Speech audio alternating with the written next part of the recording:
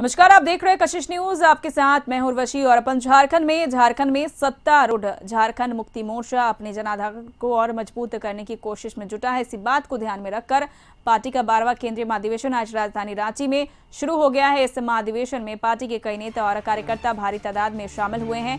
बैठक के दौरान सीएम हेमंत सोरेन और पार्टी के शीर्ष नेता शिबू सोरेन भी मौजूद रहे। इससे पहले दोनों नेताओं ने पार्टी का झंडा फहराया और बाद में दीप जलाकर कार्यक्रम की शुरुआत की। बता दें कि इस महाधिवेशन में पार्टी की नई केंद्रीय समिति की घोषणा होने वाली है। इसके साथ ही राजनीतिक प्रस्ताव पारित किया जाएगा। पार्टी की तमाम इकाइयों के पुनर्गठन करने की कवायद भी होगी। इसी कड़ी में जहां केंद्रीय समिति का फिर से गठन होगा, महाधिवेशन में ओडिशा, बंगाल, बिहार सहित दूसरे राज्यों के प्रतिनिधि भी हिस्सा ले रहे हैं।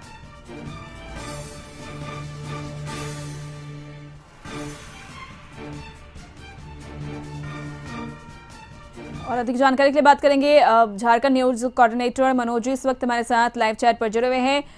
मनोज जी, झारखंड में सत्तारूढ़ झारखंड मुक्ति मोर्चा अपने जनाधार को मजबूत करने के लिए महाधिवेशन का जो प्रोग्राम है वो चल रहा है उनका, और कितना वक्त लगेगा प्रोग्राम को चलते हुए, और फिलहाल क्या कुछ तस्वीरें नजर आ रही है वहां पर? देखिए उर्वशी, अगर हम बात करेंगे जेएमएम के महाधिवेशन को लेकर के, तो अभी एक सत्र खत्म हुआ है और पहले सत्र में जहां जो विधिवत तरीके से जो उद्घाटन होना था, यहाँ पे झंडोत्तोलन, पार्टी का झंडोत्तोलन किए पार्टी सुप्रीमो शिबू सोरेन।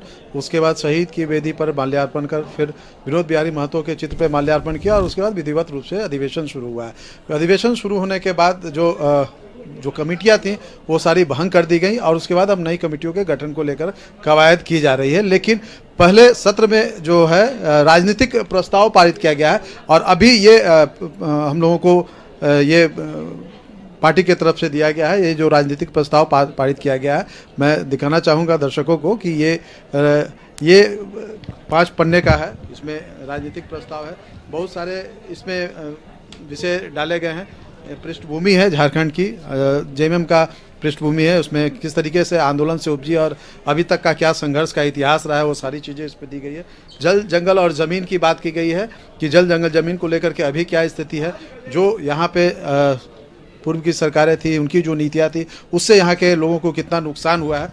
उसके बाद इसमें विस्थापन, पुनर्वास और पलायन पर भी चर्चा की गई है, इस राजनीतिक प्रस्ताव में आया है। रोजगार, शिक्षा और सामाजिकरण, सशक्तिकरण की बात कही गई है। जो यहाँ के वासी है उनको किस तरीके से मजबूत करना है, किस तरीके से सामाजिक स्थिति को सही करना है। कृषि और ग्रामीण अर्थव्यवस्था को मजबूत करने की चर्चा इसमें की गई है।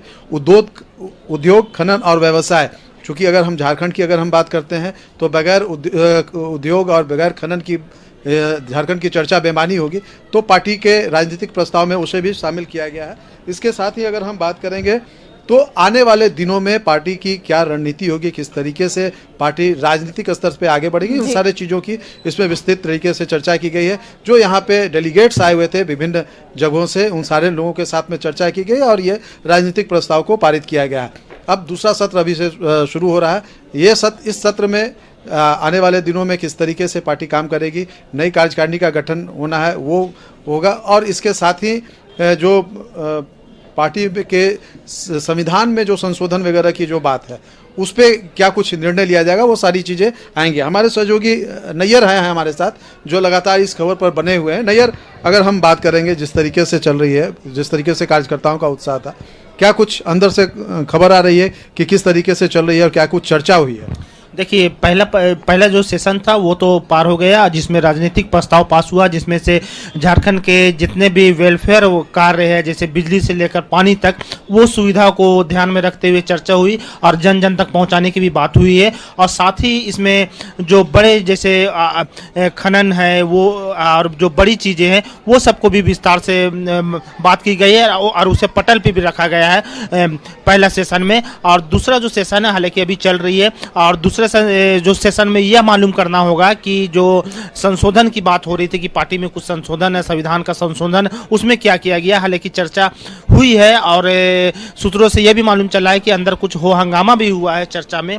और उसके बाद इस चर्चा के बाद जो अभी जो भंग हुई है कमेटी, उस पर भी चर्चा होगी और उस चर्चा में महासचिव और अध्यक्ष, कार्यकारी अध्यक्ष इसकी नाम की घोषणा होगी। तो हम कह सकते हैं कि अब थोड़ी देर के बाद ये जो दोनों जो संविधान संशोधन की जो चर्चा हो रही है और साथ में उसके साथ जो कार्यकारी अध्यक्ष या प्रेसिडेंट, उसके बाद ये तय का गठन। और उर्वशी, इस तरीके से अगर हम बात करेंगे तो तमाम डेलीगेट्स के साथ सबसे पहले मैं बता देना चाहूँगा कि इस बार जो अधिवेशन है एक दिन का ही अधिवेशन है। कोरोना की वजह से एक दिन में इसको सीमित किया गया, संक्षिप्त किया गया है।